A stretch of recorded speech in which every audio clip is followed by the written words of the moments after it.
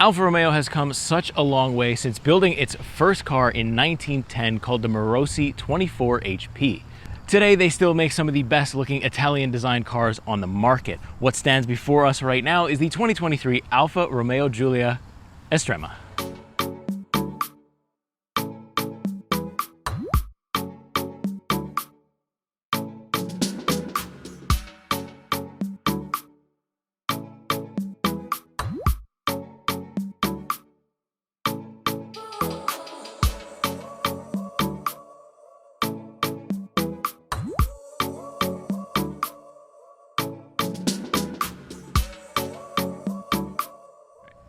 So let's start off with the price. We are looking at $68,900 Canadian, and it only comes with one package, which basically is just the driver assistance package. So you get blind spot detections, a bunch of monitoring systems, lane keep, cruise control, all the good stuff that you need nowadays.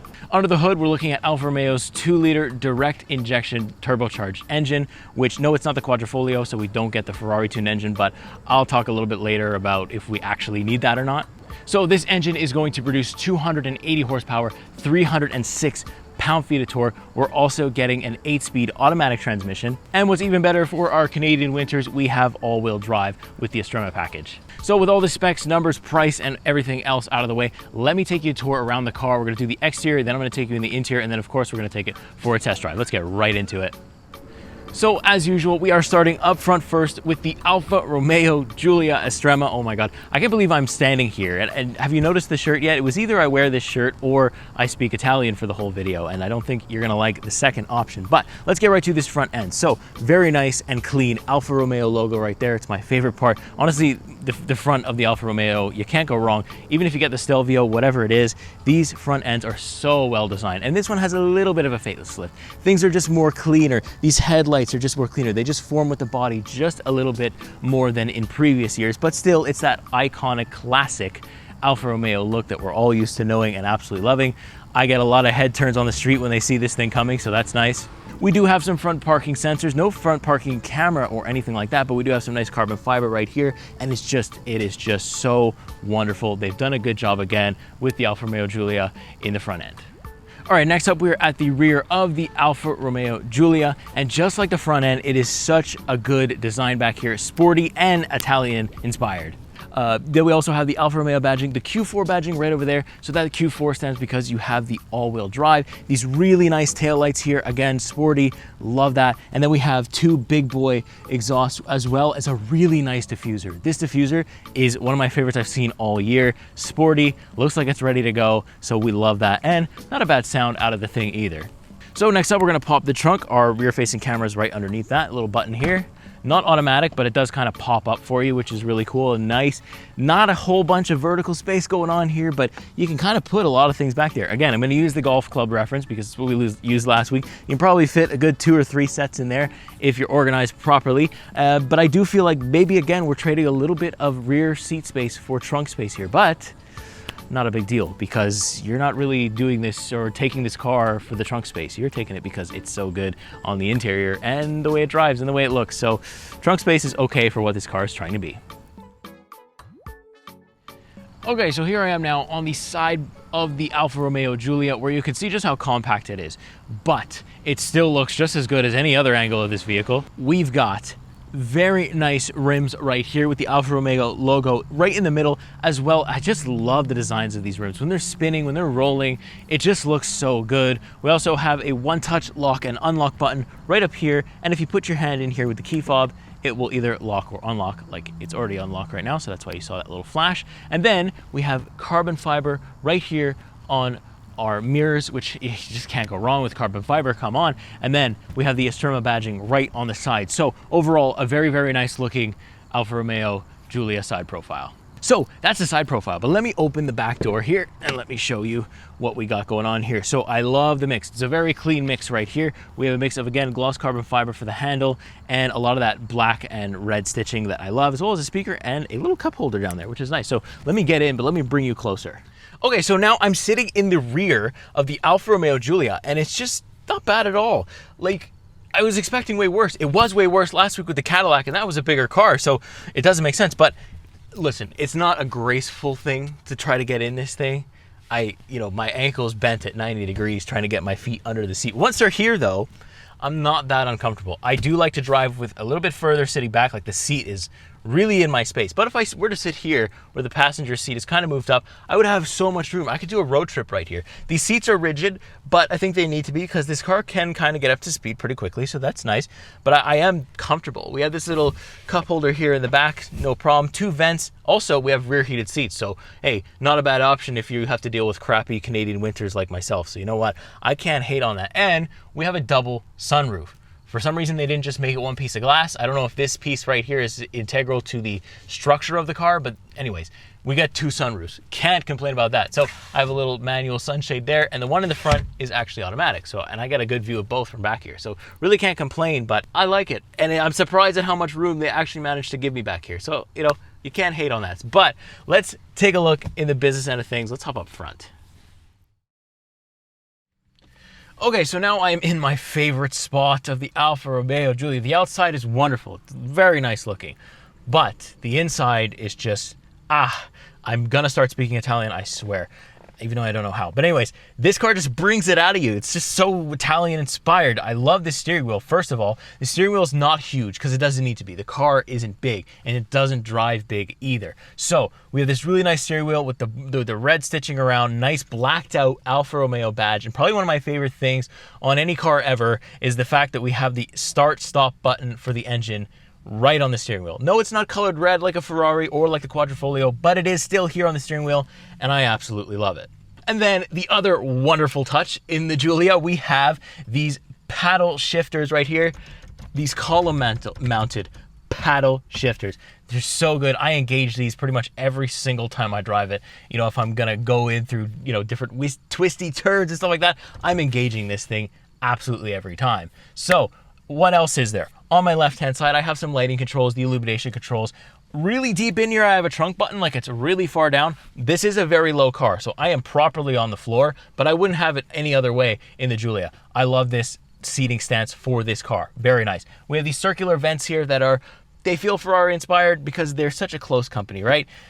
Ferrari, Alfa Romeo, they share a lot of things. So this kind of feels like a Ferrari. It feels like a Ferrari in terms of looks. It definitely is not a Ferrari. We do not have that kind of horsepower, but I like the red and black stitching on the door. I like this kind of gloss carbon fiber that we have literally everywhere. The way that this kind of swoops down is also really impressive.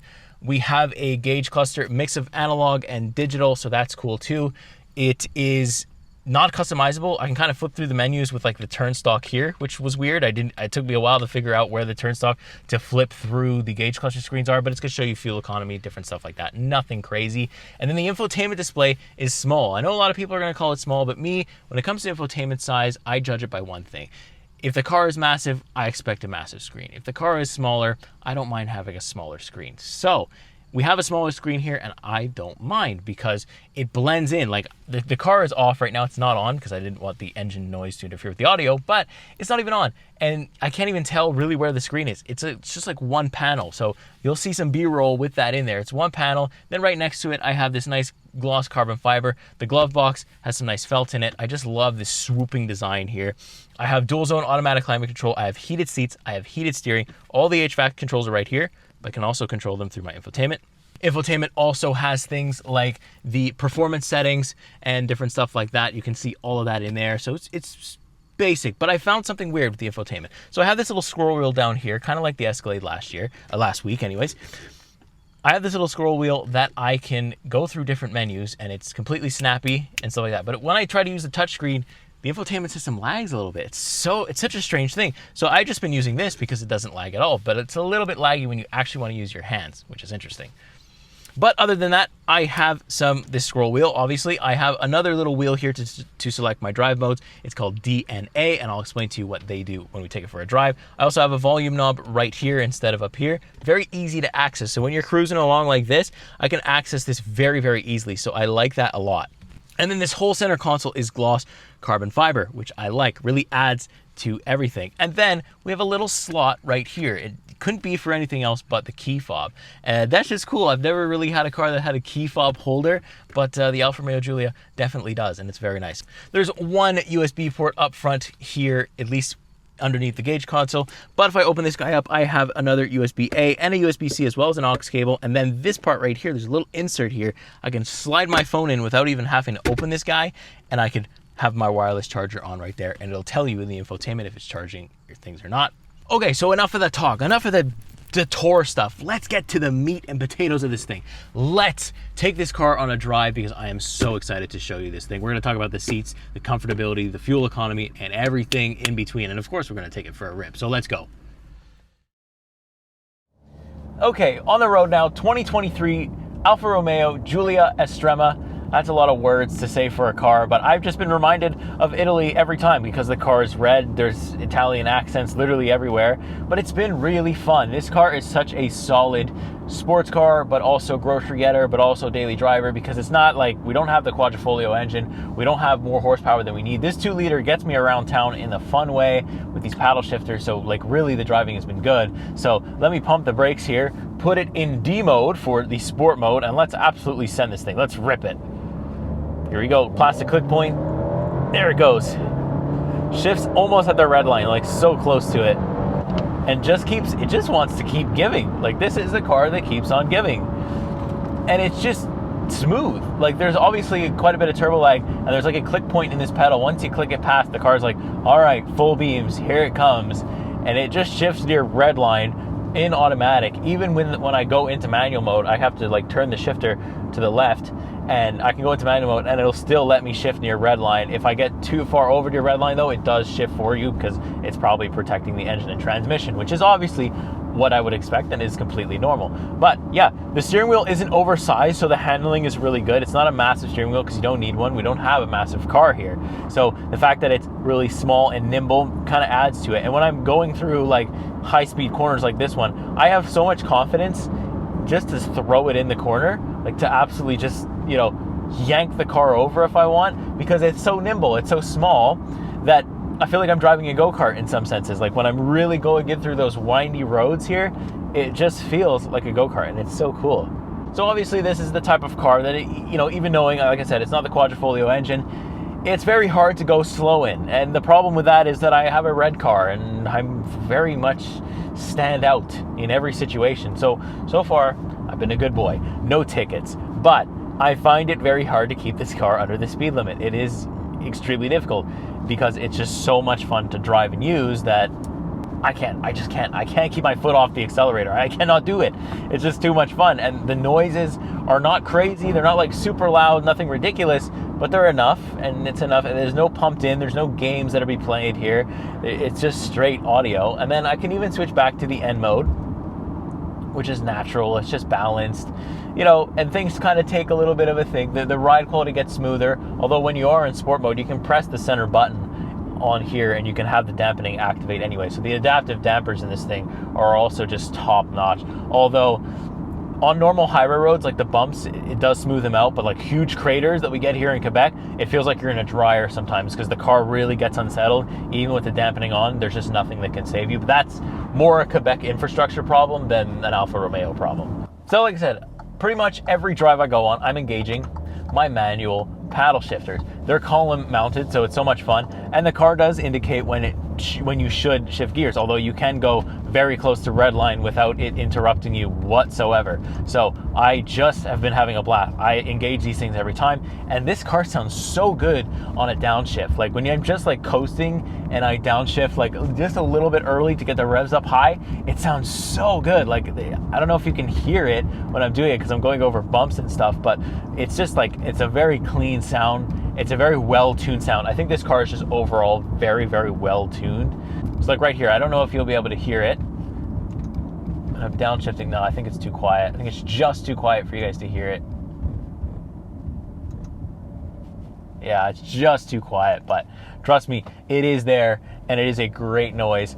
Okay, so let's talk about some fuel economy for the Alfa Romeo Giulia Estrema. So it is all-wheel drive, so naturally you might use a little bit more juice than you'd want. And also, I have not been easy on this car. I have been pushing it almost all the time. Pretty much every drive, I'm at some point going to put this car in sport mode and gonna have a great time with it. So my fuel economy this week has been around the 11, pretty much bang on 11 liters per 100 kilometers, which is better than the Cadillac CT4V that we had last week, so that's good. And I've pretty much driven the exact same roads as the Cadillac last week, so those two comparisons are good, although you have a bigger engine in one and not so much of a big one in the other one. But I really don't think that you're buying an Alfa Romeo to save money on gas. I feel like maybe you'll buy the Tonale because it's got the plug-in hybrid electric version. So I feel like, you know, you'll just get that, not the Giulia. That's something that's going to spend a little bit more money on gas. You're definitely not buying this to save money at the pump. There's no way.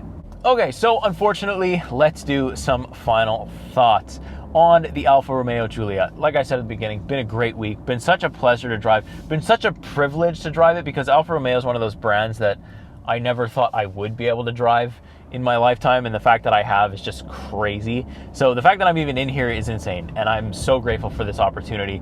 It's just been clean. It's been so comfortable. I've been able to get my groceries and then absolutely like have a ton of fun, put a smile on my face every single drive, every single time. And I think that's just the goal of these cars. They just have that nice personality to them, that Italian personality to it. And I just can't get enough of it. It is so awesome. Like, obviously there is some drawbacks to it. The price is not going to be great. You're not going to save money. You know, you're going to spend a bunch of money on the gas, and just the MSRP for this thing is expensive. It is a very expensive car for what you get. And so like, I find it hard to recommend that you buy this car brand new because the price is so high. But I think that's always going to be what Alfa Romeo is. Their price points are always going to be high, because I think the people that buy these cars are just fans of the Alfa Romeo brand in general. So you're going to get high prices with that, and people will pay them, because although I don't see too many Giulias, I do see quite a lot of the Stelvios around here, a lot of the SUVs, but this one is four-wheel drive, so that will help you in the winter. But that remains to be seen, because I really haven't been able to test drive it. This is my first Alfa Romeo ever. But yeah, I think solid. I think it would be solid in the winter. Maybe not so much in like heavy snowfalls, but it still would be a good choice. And I think it has the potential to be really, really good in all weather. So there's that too for the Québec side of things, for the Canadian side of things. So yeah, it's got everything you could want: heated seats, heated steering, rear heated seats, Apple CarPlay. The infotainment system is laggy, and I'm sure some of you will say that it is too small, and you might be right, but for me, it's not a big deal, because I just love to drive it and engage my flappy paddles when I want. So with that being said, that's going to do it. Make sure you subscribe to the PRN channel. You can find me at Technically Cars literally everywhere on the internet, but make sure you subscribe here first, and make sure you watch every single video here before you come over to me. There's also a membership program. You can become a member for a very, very low price, and you know, you'll see some behind the scenes stuff that Niall's got going on. I know he has some very interesting stuff planned to go on the member stuff, and also just in general, so you can sign up for that and enjoy it. But of course, the main content here on YouTube will always remain free. All the stuff that I do will pretty much always remain free for you to watch and enjoy. So with that being said, I will see you in the next week, see you in the next car, see you in the next video. Take care.